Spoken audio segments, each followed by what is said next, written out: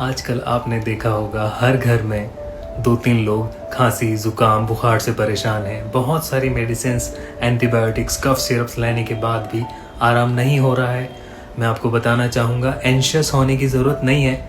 ज़्यादातर लोगों को इसमें रेस्पिरेटरी वायरल इन्फेक्शन है which is caused by H3N2 influenza virus. ये मोर परसिस्टेंट वेरी कंटेजियस वायरस है जो कि एयरबॉर्न होता है।